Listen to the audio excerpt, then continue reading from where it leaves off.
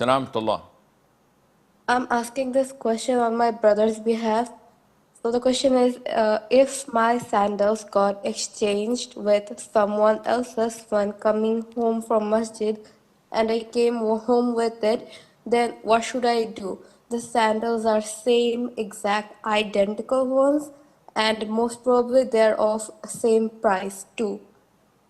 If you come to the masjid and someone takes your sandals by mistake, you have to wait until every single individual in the masjid is gone.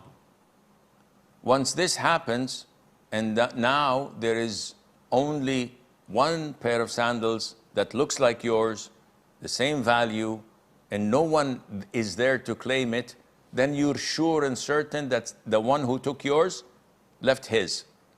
So if this is the case, you can use that without any problem.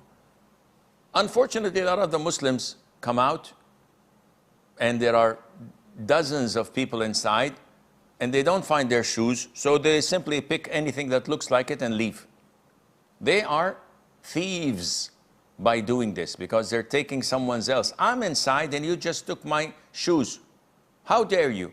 Well, someone took mine, so might as well take yours. No, this two wrongs don't make a right. But if there was no one in the masjid and you are certain beyond doubt that these are the shoes of the person who mistakenly took yours, you can take them. And every time you come to the masjid, try to look for your own or try to look for the person who mistakenly took them and give it back to them. Otherwise, it's fair